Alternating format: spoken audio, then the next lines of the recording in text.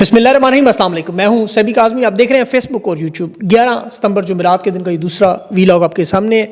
पहले अहम खबरें आपके सामने रखता हूँ। अडयाला जेल में इमरान खान का आज अहम तरीन केस जो मुलतवी होकर स्पेशल जज के पास, सेंट्रल के पास, कल जेल की बजाय G11 में अदालत में अलीमा खान ने आज उसके मुतल्लिक बड़ी गुफ्तगू भी की है। और नेपाल इनकलाब के बाद नौजवानों का जो फैलता हुआ गुस्सा है खित्ते की बदलती सूरत हाल में GHQ समेत अहम इजलास हुए। और नेपाल के इनकलाब के बाद अब इस वक्त सोशल मीडिया से पाबंदियां भी ख़त्म हो रही हैं। 27 यूट्यूब जो बैन किए गए, उसमें 13 यूट्यूब चैनल बहाल करने के फैसला पुराना कलअदम। महमूद अचकज़ई की आज बहुत बड़ी और अहम मुलाकात बरतानवी सफ़ीर से हुई, बड़े सख्त सवालात। और SIFC की नाकामी के बड़े सबूत, पाकिस्तानी सरमायाकार अपना सरमाया बाहर शिफ्ट करने लगे। तो उसकी आज बड़ी खबर है। मरियम टिकटॉकर की भी, आपको पता है कश्ती डूबने से वहाँ जो 9 लोग मुतासरीन, और सैलाब की थोड़ी सूरत हाल भी आपको ज़रूर बताऊँगा। आज 11 सितंबर की मुनासबत से बहुत सी अहम अपडेट्स भी हैं, और ख़ास तौर पर कतर के मामले पर जो जियो पोलिटिकल सिचुएशन, ताकत के तवाज़न में जो इस वक्त, जिसे यूरोप की पहली आलमी जंग वाली सूरत हाल करार दिया जा रहा है। रूस की आज बड़ी अहम मुलाकात भी हुई कतर में, तो इसकी तफसील आपके सामने रखूँगा। ईरानी एटमी साइंसदान भी सऊदी अरब के हज पर गया, वहाँ से गायब कहाँ गया, क्या हुआ, तफसीलात इन तमाम ख़बरों की जो तजिए के साथ। 11 सितंबर चूँकि कायद-ए-आज़म डे है, वफ़ात का दिन मनाया जाता है। वैसे तो 14 अगस्त को कायद-ए-आज़म को हुकूमत ने माइनस कर दिया था। पाकिस्तान की कौम को योम वफ़ात को इस लिहाज से याद रखना चाहिए कि ये दिन कायद-ए-आज़म की एम्बुलेंस के टायर फाड़ने, ऑक्सीजन गायब करने और कायद-ए-आज़म को कत्ल करने के हवाले से याद रखें। ये बरसी इसलिए, और ये नौजवानों को पता होना चाहिए कि कायद-ए-आज़म को बीमार किया गया था। उनकी जेब में जो खोटे सिक्के थे, जो गद्दार थे, जिनके बारे में कायद-ए-आज़म मोहम्मद अली जिन्ना ने अपनी तकारीर में 14 अगस्त को ये बाकायदा कहा था कि आपका हुक्म, फ़ौज के अफसरान को कहा था कि ये पॉलिसी बनाना आपका काम नहीं है, आप हुकूमत पर हावी नहीं हो सकते। ये फ़ौज के पहले सालाना परेड की तकरीर आप देखें। उस वक्त जो उभरता हुआ अफसर था वो अयूब खान था, जिसके बारे में कायद-ए-आज़म ने कहा था ये सियासत की तरफ ज़्यादा मायल है और ये फ़ौज को सियासत में लाने की कोशिश करेगा। और वही बात हुई 1958 में मार्शल लॉ लगाने वाला, आइन तोड़ने वाला, सियासत में बराह रास्त मुदाखलत करने वाला, पाकिस्तान की फ़ौजी सियासत को एक मुस्तकिल शक्ल देने वाला 78 साल के बाद भी जिसमें हम फंसे हुए इस गैर जमहूरी फ़ौज के किरदार में, ये अयूब खान ने किया था और कायद-ए-आज़म ने भांप लिया था। इसलिए कायद-ए-आज़म को याद रखा करें, क्योंकि ये जो हालात हैं इस वक्त पाकिस्तान में इनकलाब के, इनकी बातें कायद-ए-आज़म ने पहले एक बता दी थी। 78 साल में जो अयूब खान के जो बीज तनावर दरख्त बने, अवाम अब उन्हें अपनी मुज़ाहमत से ही काट सकती है। 3 दिन से जो नेपाल के इनकलाब की खबरें और ये जो गूंज आ रही है, ये पाकिस्तान में कम नहीं हो रही। इनकलाब की बातें हर जगह शुरू हो गई हैं। नेपाल में तो वहाँ उन्होंने पुलिस और फ़ौज की ठुकाई के बाद अब सड़कों की सफाई सुथराई, धुलाई और हुकूमत के मामलात में नौजवान सामने आ चुके हैं। वहाँ जो जनरेशन जी है, उन्होंने आइन को ख़त्म करने के मुतालबे को मुस्तरद कर दिया कि पार्लियामेंट को तहलील करें। ये नेपाल में मौजूद आइन को ख़त्म नहीं करना चाहते, और उन्होंने गैर जानिबदार जो हुकूमत उसकी तश्कील में जनरेशन जी के नुमाइंदों को शामिल करने का मुतालबा कर लिया है। और ये जो कहा जा रहा था ना जी फ़ौज मुदाखलत कर रही है, उन्होंने कहा नहीं, फ़ौज मुदाखलत नहीं करेगी, आइन वही रहेगा। खटमंडों में इनके मुज़ाकरात हो रहे हैं, ये करप्शन के खिलाफ। अभी तक नौजवान सड़कों पर हैं, ये याद रखें। साबिक जजेस को और चीफ जस्टिस को वो नज़दीक नहीं आने दे रहे, जो मुतालबात किए गए थे कि इन्हें सरबराह बना लें बूरी हुकूमत का, नहीं। बुलंदरा शाह का नाम आया था सामने, उसने भी कोई दिलचस्पी नहीं दिखाई।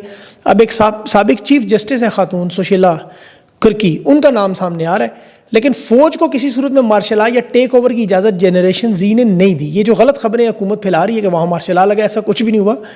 इस सारी सूरत हाल में जो नेपाल के इनकलाब के बाद अब पाकिस्तान में उसका असर नज़र आ रहा है, क्योंकि ये वाहिद मुल्क रह गया जो इनकलाब के रास्ते में। अब इस वक्त इस्टेब्लिशमेंट और हुकूमत, इनकी 3-4 बड़ी मीटिंग्स हुई हैं दिनों में। सूरत हाल को वहाँ बड़ा बगूर देखा गया कि नई नस्ल ने वहाँ जिस तरह बांग्लादेश में, श्रीलंका में, इंडोनेशिया में और अब नेपाल में हुकूमतें गिराई, ये सूरत हाल पाकिस्तान में बन गई तो क्या करेंगे हम। यहाँ बाकायदा सरकारी अकाउंट्स तो पैगाम दे रहे हैं कि नेपाल जैसे हालात का पाकिस्तान में ख्वाब ना देखें। पाक फ़ौज, आपको पता है हमसे, हम पाक फ़ौज से हैं, नेपाल पाकिस्तान का मुआवजा नहीं, दुनिया की ताकतवर फ़ौज है, जोश में कोई गलती ना करें वरना एक और 9 में ही हो जाएगा। अब ये सरकारी पैगाम बाकायदा ISI डिफेंडर जैसे अकाउंट्स के ज़रिए दिए जा रहे हैं। हालत ये है कि नेपाल का नाम सुन के मेन स्ट्रीम मीडिया पर तो इसकी इजाज़त नहीं है, बाकी जो नाम सुनते हैं इसका इनकलाब का, वो उनकी टांगें वैसे ही कांपना शुरू हो जाती हैं। नून लीग अस्करी सहाफ़ी जो फिर वो उनके ऊपर ऐसे पढ़ते हैं जैसे पटा खुल गया। जो मीटिंग्स की मालूमात है वो मैं आपको बता दूं कि ये तहरीक अगर शुरू हुई तो क्या प्लान है कि 72 घंटों के अंदर कोई तशद्दुद नहीं होगा। इंटरनेट, सोशल मीडिया को अब बंद नहीं किया जाएगा। 24 घंटों की हुकूमत खुद एक लाइव ट्रांसमिशन शुरू कर देगी। वज़ारत इत्तलात के मुश्तरका तर्जुमान बयानात दिया करेंगे। जो हाई रिस्क पॉइंट है, एरियाज़ है, वो हसास एरिया में फुल फोर्स जोग्राफियाई علیحدگی کر دی جائے گی شہری مراکز میں جو نفری ضرور تعینات کرنے کے ہتھیاروں کے بغیر تاکہ اشتعال انگیزی نہ بڑھے. چارٹرڈ آف ڈیمانڈ بھی انہوں نے بنا کے رکھا ہوا کہ اگر طالب علم یا اس طرح عوام نکل آئی تو پھر فریم ورک کیا بنایا جائے گا. دفعہ 144 مختصر طور پر جو اجتماعی معاملات ہیں دہشت گردی کی دفعات ہیں وہ تو آپ کو پتہ ہے لگتی ہیں ہمیشہ, لیکن طاقت کے ذریعے دبانے کی کوشش نہیں کی جائے گی کیونکہ انہیں اندازہ ہو چکا ہے کہ طاقت سے وقتی طور پر خاموش اب کر سکتے ہیں, استحکام نہیں آ سکتا. اب ان چنگاریوں کو بجھانے کے لیے پہلے اسٹوڈنٹس کو بھی اٹھانے کی کوشش کی جائے گی, لیکن اصل معاملہ تو جمہوریت کی بحالی ہے, سیاسی قیدیوں کی رہائی ہے, تاکہ وہ عوامی دھارے میں آ کے یہ سیاسی بحران سیکیورٹی بحران بننے سے بچائیں. آج دیکھیں یوٹیوب چینل جو بین کیے گئے تھے, عدالت نے اس فیصلے کو کالعدم قرار دیا. 11 یوٹیوبر صحافیوں کی درخواست پر فیصلہ ہوا ہے, اس میں جنہوں نے اپیل کی تھی. جو 16 صحافی ہیں آپ کو پتہ ہے جو یوٹیوبرز, اس میں تو میں بھی شامل ہوں, ہم نے تو کوئی اپیل شیل نہیں کی. میرا چینل وقار کا پہلے ہی آپ کو پتہ ہے وقار ملک کا بلاک ہے, یہ تو اللہ ہی چلا رہا ہے اللہ کی مدد سے اور وی پی این اور آپ کی مدد سے, تو یہ اللہ بھی چھوڑا بخیر اس کو چھوڑیں. عمران خان کے کیسز پہ میں بات کرتا ہوں جو اہم معاملہ ہے. خان کے کیسز پر علیمہ خان نے آج گفتگو کی کہ اب یہ جو اسکرپٹ بنایا گیا ہے کہ توشہ خانہ 2 میں سزا دیں گے اور القادر میں ضمانت دے دیں گے, کیونکہ القادر ٹرسٹ کیس تو ویسے بھی 3 منٹ کا ہے. سلمان صفدر صاحب نے بھی بات کی ہے, اور چونکہ کیسز میں جائز ناجائز والا تو معاملہ اب رہا نہیں, ان الزامات تو پہلے سزا ہو چکی ہے. ہائی کورٹ میں چیف جسٹس کیس اسی لیے نہیں لگا رہا کہ اسے پتہ ہے جو ہی کیس لگا یہ انصاف ہو جائے گا. ابھی آپ دیکھیں ڈاکٹر محرم بلوچ کا کیس, اس میں 15 دن کا انہوں نے مزید ریمانڈ دے دیا, ریمانڈ پہ ریمانڈ. ڈاکٹر محرم بلوچ کا حالانکہ نام نوبل انعام یافت کے لیے گیا ہوا ہے اور یہ اسے ملک دشمن ثابت کرنا چاہتے ہیں. 3 مہینے ہو گئے ابھی تک ایک ثبوت پیش نہیں ہوا, صرف ریمانڈ پہ ریمانڈ ہوا ہے. اور بات وہ محرم بلوچ کی بالکل درست تھی کہ یہاں وظیفے نہیں چلتے, ڈالر چلتے ہیں. فرعون ڈوگر معاف کیجیے سرفراز ڈوگر, یہ ثابت بھی ہو گیا آج وہ ایمان مزاری کی عدالت میں جو کچھ ہوا میں نے آپ کو بتا دیا پچھلے اس میں ویلاگ میں. یہ اب خفیہ نہیں رہا. طارق جہانگیری یا جتنے بھی ججز جنہوں نے خطوط لکھے ان کے اوپر کیسز بھی بنائے جا رہے ہیں, سپریم جوڈیشل میں ان کے زیر سماعت کیسز بھی ہیں. طارق جہانگیری پر اب جعلی ڈگری کا کیس ہے, وہ بھی حالانکہ اس پہ اعتراض لگا ہوا ہائی کورٹ کا, لیکن وہ بھی چلنے جا رہا ہے. تو عدلیہ کی حالت آپ کے سامنے ہے. ان حالات میں وہ عمران خان کا کیس اسی لیے نہیں لگا رہے, انہیں پتہ ہے کہ یہ معاملہ اڑ جائے گا. یہی بات پھر محمود اچکزئی نے آج جو برطانوی سفیر سے ان کی بڑی اہم ملاقات تھی جین میریٹ سے, اس پر آئین اور قانون کے حوالے سے بڑی گفتگو ہوئی. اور سب سے بڑھ کر جو محمود اچکزئی نے اسے کہا منہ پر کہا کہ 8 فروری کا الیکشن آپ کو پتہ ہے کہ یہ 2 نمبر تھا, غیر جمہوری سیٹ اپ ہے, یہ ہارے ہوئے لوگ ہیں. ناجائز سیٹ اپ میں آپ لوگوں نے کیسے تسلیم کر لیا؟ جب آپ اپنے ملک میں جمہوریت مانگتے ہیں, اس غیر جمہوری نظام کو آپ نے کیوں بیک کیا؟ قاضی فائز کو خود برطانوی سفیر نے خط لکھا تھا جب بلے کا نشان چھینا گیا, لیکن جب یہ لوگ جیت کر آئے فارم 47 پر تو انہیں سپورٹ کیوں کیا گیا؟ تو یہ محمود اچکزئی کا سوال بڑا اہم تھا, کیونکہ اس وقت دیکھیں اس سیاسی عدم استحکام کی وجہ سے جو معاشی تباہی بربادی ہو رہی ہے جو عمران خان کی حکومت گرانے کے بعد, وہ آپ ذرا غور کریں, پاکستان حقیقی معنوں میں 35 سال پیچھے جا چکا ہے. اس کا میں آپ کو ثبوت دیتا ہوں. SIFC کے نام پہ انہوں نے یہی دعویٰ کیا تھا کہ معیشت کو ٹھیک کریں گے, بری طرح وہ ناکام ہوا. اس وقت انویسٹمنٹ پاکستان میں لانی تھی, پاکستان سے انویسٹمنٹ دنیا کے دیگر ممالک میں شفٹ ہو رہی ہے. پہلے بنگلہ دیش میں فیکٹریاں آج شفٹ ہوتی نہیں, نواز شریف کے دور میں. اب یہ جو 8000 کمپنیاں دبئی میں رجسٹرڈ ہوئی, پھر پرتگال میں, اور اب یہ جو پاکستان کا ٹیکسٹائل اور گورنمنٹ جو بہت بڑا گارمنٹس کا کاروبار انٹر لوپ کے نام سے برانڈ ہے, انہوں نے آج مصر میں پلانٹ لگانے کا $35 ملین کا, یعنی 10 ارب کا پلانٹ مصر میں یہ لگا رہے ہیں, پاکستان میں نہیں. اس کی وجہ کہ یہاں سرمایہ کاروں کا بے اعتماد نہیں رہا. مہنگی بجلی, مینوفیکچرنگ کی کاسٹ, یہ ساری چیزیں پالیسیاں اپنی جگہ میں ہیں, لیکن اصل معاملہ سیاست میں استحکام اور یہ جو سنبھال نہیں سکے معاملات. اب یہ مصر نے ٹیکسٹائل کے لیے وہاں پہ دیکھیں اسپیشل اکنامک زون بنایا جہاں پہ مزید بزنس مین جا رہے ہیں. وہاں بجلی گیس کے ریٹ کم ہے, پھر افریقہ یورپ سے ایکسپورٹ کے لیے انہیں یورپی یونین نے فری ٹریڈ ایگریمنٹ بھی دیے ہوئے ہیں. تو SIFC جس میں سرمایہ کاری لانی تھی, یہاں سے سرمایہ کاری ساری شفٹ ہو رہی ہے دنیا کے دیگر ممالک میں. اس ایک پروجیکٹ سے صرف مصر میں 1000 نوکریاں پیدا ہوں گی. اور یہ جو انٹر لوپ نامی گروپ ہے, ان کی چین اور سری لنکا میں بھی پہلے سے سرمایہ کافی شفٹ ہو چکا ہے. باقی سرمایہ کار بھی ان کو دیکھتے دیکھتے آہستہ آہستہ نکل رہے ہیں. تو پاکستان میں جب یہ حالات رہیں گے تو کیسے نوکریاں اور نوجوانوں کے حالات ہوں گے؟ انصاف کا نظام موجود نہیں, حکومت جمہوری موجود نہیں. یہ دکھانے کے لیے جتنی وارداتیں کی جاتی ہیں وہ پکڑی جاتی ہیں.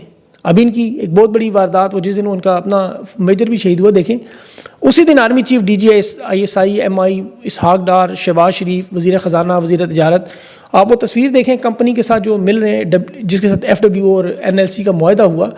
آپ اس کمپنی کی حالت دیکھیں کہ جس کا پورے سال کا منافع 7 ملین اور کئی جگہ 3.5 ملین ہے, وہ ان کے ساتھ ڈیل کر رہی ہے معدنیات کی.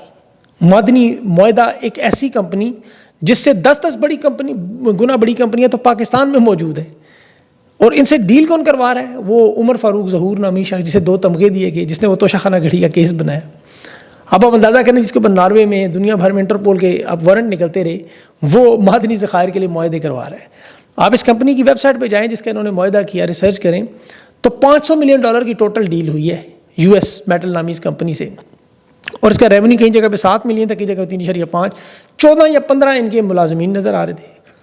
اب یہ معاہدہ ہوا ہے، ویسے پروڈکشن نہیں ہوئی ہے تو بعد میں پتہ چلے گا، لیکن یہ بڑا عجیب و غریب کام کہ پہلے اس کا کمپنی کا نام بھی بدلتے رہے. 2018 میں ان کی ویب سائٹ پہ ان کے نام مختلف لکھے. مطلب یہ ایک عجیب سا انہوں نے، مجھے تو لگتا ہے کوئی شیل کمپنی نہ ہو کہیں جس میں بیٹریز یا رینیویبل انرجی یا ریئر منرلز کے لیے معاہدہ ہو سکتا ہے حقیقی ہو، لیکن خطرات موجود ہیں. اور اس کی وجہ ماضی میں آپ دیکھیں منی لانڈرنگ ہوتی اسی طرح رہی، دنیا بھر میں ہوتی ہے. اور ایسے لوگ بیچ میں جنٹری بیچ اور یہ سارے اسی لیے شروع کیے. ورنہ بیرک گولڈ کمپنی ہے بہت بڑی، BHP بلٹن دیکھیں جن کا پچھلے سال کا $55 ارب کا صرف منافع تھا، وہ سرمایہ کاری کے لیے تیار نہیں ہے. اس کی وجہ وہی جو میں نے بتائی، سیاسی عدم استحکام، عدلیہ کا جو حال اور سرمایہ کار کا جو اس وقت اعتماد نہیں ہے. اسی لیے دیکھیں ابھی سعودی عرب نے جیسے وہ قصور گنڈا ہائی اسکول کو 1500 سولر پینل دیے کہ سیلاب متاثرین کو دیں، وہ 1500 سولر پینل غائب. اب پتہ نہیں ان پیسوں سے انہوں نے مریم نواز کی تصویریں وہاں باتھ روم پہ لگا دی ہیں، ٹوائلٹس پہ، کیونکہ یہ ویژن ہے ان کا تصویروں کا جو ویڈیوز تک ہی رہتی ہیں، ٹوائلٹ تک تو پہنچی، کچھ عرصے بعد وہ لوٹے پر بھی نظر آئیں گی. اس وقت چچا بتیجی مکمل صرف نوٹنکی کر رہے ہیں. آپ مین اسٹریم میڈیا کی آج صرف ان کی خبریں دیکھیں. شہباز شریف قطر کے دورے پر گیا، 2 گھنٹے میں واپس بھی آ گیا، لیکن مین اسٹریم میڈیا نے شہباز شریف کے دورے کے بعد جو خبریں لگائیں کہ جی اب تو اسرائیل کی خیر نہیں، شہباز شریف پہنچ گیا ہے، اسرائیل میں کوہرام مچ گیا، وہاں کی فضاؤں میں جنگی جہازوں کی پاکستانی آمد شروع ہوگی، JFC JF-10 اور دفاعی معاہدے، زلزلہ آپریشن فلاں، مطلب کیا کیا انہوں نے نہیں لکھ دیا. قطر کے امیر سے ملاقات ہوئی، شہباز شریف کے ایک ہاتھ میں بس کشکول نہیں تھا، تعزیت تھی ظاہر ہے. اب وہ ایک ہاتھ میں تعزیت ہو دوسرے میں کشکول مانگنا مناسب نہیں. 50 بھکاری ضرور موجود تھے وفد میں پورے. اب قطر پہ دیکھیں جو حملہ ہوا ہے، یہ اصل میں اس کی میں تفصیل بتاؤں، یہ کوئی فوجی کارروائی نہیں، یہ ایک ملٹی لیول پولیٹیکل گیم ہے، جیو پولیٹیکل. اس کا مقصد ایک تو توانائی کو کنٹرول کرنا، نئی قیادت کی تشکیل دینا اور اسرائیل کو عالمی قبولیت دلوانا. یہ منصوبہ ان کا اگر چل گیا تو 6 مہینوں میں OIC کے جو اجلاس میں اس میں آپ کو 2 ریاستی فارمولہ نظر آئے گا بھی. اور پاکستان میں بیانیے کی بڑی تبدیلی ہے، کیونکہ اب قطر کے جو حملہ ہے آپ اسے خطے کے واقعات کے ساتھ جوڑ کے دیکھیں، امت مسلمہ کے ابراہیم اکارڈ اور قطر کا معاملہ آپ کو سمجھ آ جائے گا. یہ 2 ممالک اس وقت جو اسرائیل کو آپ کو پتہ ہے تیل اور گیس کی سپلائی کرتے ہیں. اب گوگل پہ جائیں، ایک آذربائیجان جو اسرائیل کو خام تیل کا سب سے بڑا سپلائر ہے، بحیرہ روم اور ترکی کے ذریعے بیچتا ہے، اور دوسرا قطر جو LNG لیکوڈ نیچرل گیس اس کا ایکسپورٹر ہے. اب اسرائیل کی جو گیس ہے آپ کو پتہ ہے یہ آج یہ دونوں بند کر دیں، آذربائیجان تیل بند کر، سارا معاملہ ختم. لیکن ایسا نہیں ہوگا. قطر پر حملہ فوجی کارروائی نہیں تھی، یہ اس پورے معاملے کو فلسطین کی سیاست میں ایک بہت بڑا کردار، اور وہ ہے ترکی کا، کیونکہ وہ نیٹو کا رکن ہے. اور ان کا آپ کو پتہ ہے مغرب میں اسلامک لیڈر کے طور پر سامنے لانا مغرب میں ایکسیپٹیبلٹی بھی ہے. اب فلسطین کے اندر جو قیادت ہے وہاں مزاحمتی گروپ ہے، ان سے ہٹ کر یہ ایک ریاستی فریم ورک بنانا چاہتے ہیں، جس پر محمود عباس نے بھی اعلان کیا ہتھیار ڈال دیں گے. اصل معاملہ قطر پر حملہ یہاں دیکھیں کہ وہاں کے وزیر اعظم نے بھی اعلان کیا کہ ہمیں اسرائیل نے دھوکہ دیا، ہم بدلہ لیں گے، اور لیکن انہیں آگاہ کیا گیا تھا. اب وہ روس کے ساتھ ملاقاتیں ہو رہی ہیں، اسرائیل کو دھمکیاں بھی دی جا رہی ہیں، اور اس میں ترکی کی طرف سے تو پوری لسٹ جاری ہوگی، اسرائیل کی پورٹ، ان کی intelligence headquarter, military headquarter کے، جی یہ سارے ہمارے نشانے پہ ہیں، 10 منٹ کے نشانے پہ. اب وہ 10 منٹ ہوں گے کب یہ کسی کو نہیں پتا. ایران اور اسرائیل کی جنگ میں ترکی سمیت ان تمام ممالک نے آئرن ڈوم اور اسرائیل کے تحفظ کو تو دیکھ لیا، ان کی کڑائی کھل چکی ہے. لیکن الیکٹرانک وارفیئر میں ترکی واقعی بہت آگے ہے. اس کا مطلب فضائی جنگی جہاز، ایٹمی ڈرون اور ڈرون ٹیکنالوجی، اور ایٹمی تو خیر نہیں ہے ان کے پاس، لیکن ان کے پاس یہ سارا اسلحہ اس لیول پر موجود ہے. اور پھر جو قطر کو زیادہ دکھ ہوا ہے وہ انہوں نے جو اسرائیل کی چینلز پر دیکھا، جس طرح وہاں خوشیاں منائی جا رہی تھیں، مٹھائیاں بانٹی جا رہی تھیں، وہ اس پر بڑے ناراض ہیں. اب مسلم دنیا کو ایک پیج پر لا کے اسرائیل کو سفارتی سطح پر تسلیم کروانے کی کوشش ہے، جس میں 15 ستمبر کو OIC کا اجلاس ہے. بظاہر تو اس میں آپ کو بڑی جذباتی تقریریں بھی آپ کو نظر آئیں گی، نعرے دعوے بھی ہوں گے، لیکن یہ جو 2 ریاستی حل ہے اسے منظور کیا جائے گا، اور پھر میڈیا کو ایک سیاسی بیانیہ دے کے پاکستان سمیت دنیا بھر میں عوام تک مزاحمت نہ کرے، اور یہ کہا جائے عرب دنیا نے اپنا بدلہ لے لیا، اسرائیل کو ایک ڈیفیکٹو ریاست کے طور پر ڈیفیکٹو ریاست تسلیم کر لیا. اور اس میں پاکستان کے تو اندرونی معاملات آپ کو پتہ ہے، یہاں تو ایک ہی معاملہ ہے صرف، مدت ملازمت توسیع، وہ کر لیں ورلڈ آرڈر میں جہاں مرضی سیٹل کر لیں. عسکری یہ جو ان کے نمائندے بھی دعویٰ کرتے ہیں پاک فوج کو وہاں بھیجنا چاہیے، ان کو حفاظت عرب دنیا کا کریں، یہ بھول جاتے ہیں کہ اس وقت پاکستان کے آرمی چیف سابق راحیل شریف جو ریٹائرڈ ہو کے 6 کروڑ کی تنخواہ پر وہاں دنیا کی سب سے بڑی اسلامی فوج کے کمانڈر ہیں، ان کے ہوتے ہوئے وہاں حملے ہوئے، تو یہ کچھ نہیں کر سکے. وہ اس وقت پتہ نہیں محمد سلمان کی گارڈنگ کر رہے ہیں. اس میں جو جیو پولیٹیکل کا ایک اور بڑا اہم موڑ ہے وہ سعودی عرب کا کردار اور قطر کے ساتھ، کیونکہ ان میں یاد رکھیں 2017 سے 2021 تک ان کے تعلقات بڑے کشیدہ تھے.